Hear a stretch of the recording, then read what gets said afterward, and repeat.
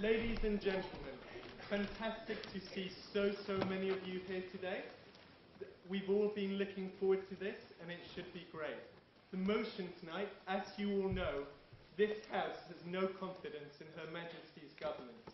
The first speaker for the proposition, a member of the Shadow Cabinet, Nick Herbert. So please give him a warm round of applause.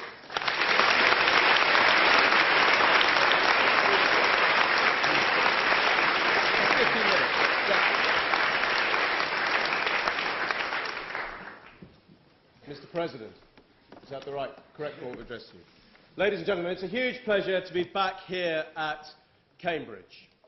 I was at this university at Magdalen College some 20 years ago. I understand you have to be reasonably clever to get into Magdalen College these days. I can assure you that 20 years ago you did not. I would certainly not have been able to get into the university today. And nevertheless, it is the case that 5 Conservative members of Parliament are graduates of Magdalen College, Cambridge, an entirely disproportionate number.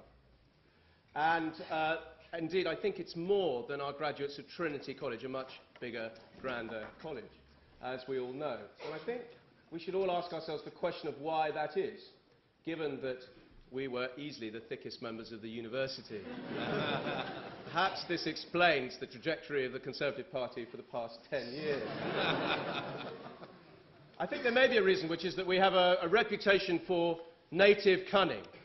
That is best illustrated by the story which some of you may have heard of the Magdalen undergraduate going into the college late at night in the days before my day, when you were not allowed to take a lady into the college.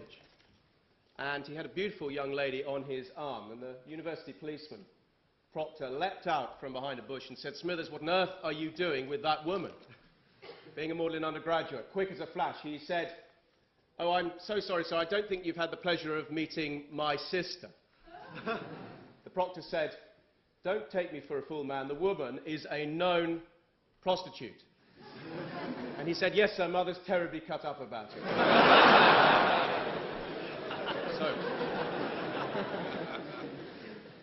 So now you know why I'm standing here. I apologise for being underdressed.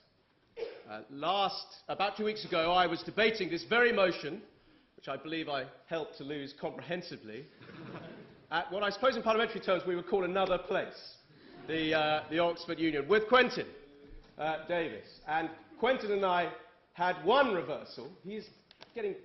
has a rather more experience of role reversals than the rest of us. Quentin was wearing a suit and I was wearing black tie. We all thought that this was in deference to the puritanical demands of his new boss. But he assured us that this was not the case. The reason I'm wearing a suit is because I'm a Shadow Justice Secretary and prisons fall within my remit. And I was visiting a prison this afternoon up in Peterborough. And I just felt that I would have been a little uncomfortable to have been wearing black tie as I went round and met the inmates. And I must just tell you that you don't look dissimilar, really, to most of the people that I was talking to today. Prisons is a good starting point, actually, for why I have no confidence in this government.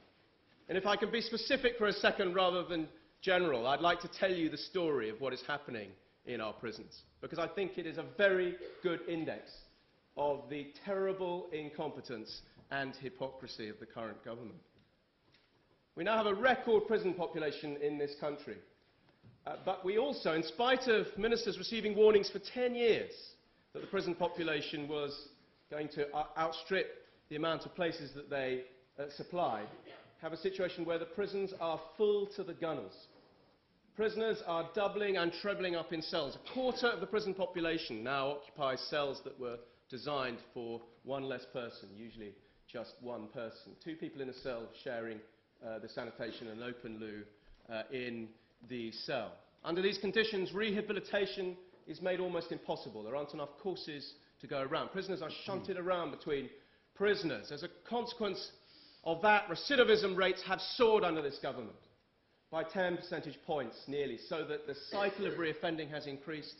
Young offenders are getting into the criminal justice system early and are remaining trapped in it for the rest of their lives. And I think it says something about both the government's competence in just flatly ignoring the warnings that were presented to it that there would not be enough prison places, and also of something else, which is, I think, the biggest indictment of this government, that it is addicted to spin. Because when this Prime Minister came to office just a few months ago, one of the things he promised... On that point, sir. I'm very happy to take a point. Isn't it a bit rich of the Conservative Party to accuse the Labour Party of spin when all we hear from David Cameron is press announcement after press announcement after press announcement and very liberal policy?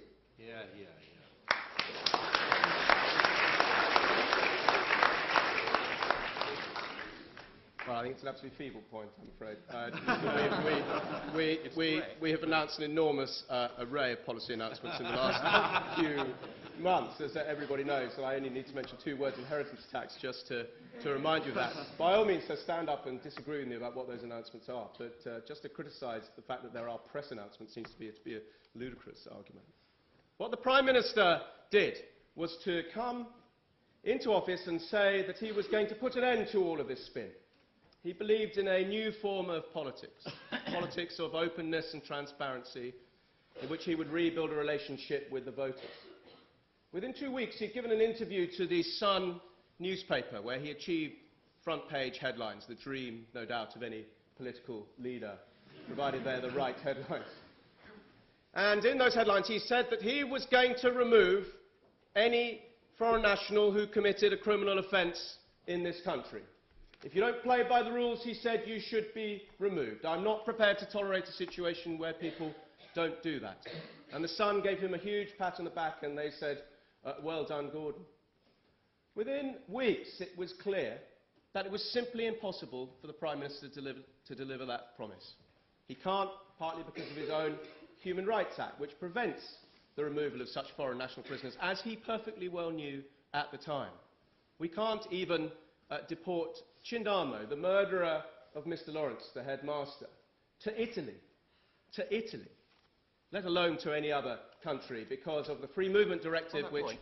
Yes, I'm happy. It's got absolutely nothing to do with the Human Rights Act. That would have been applicable whether we'd had the Human Rights Act or not. It just would have meant that the relevant individual would have had to have appealed through all of the British courts and go to Strasbourg, rather than simply resolving the matter in the English courts with English judges.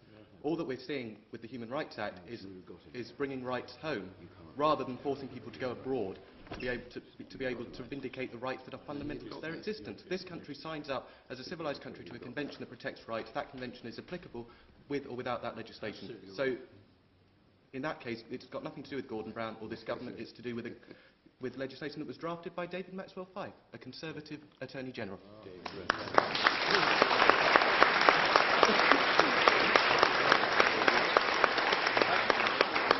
I don't know why any of you are applauding.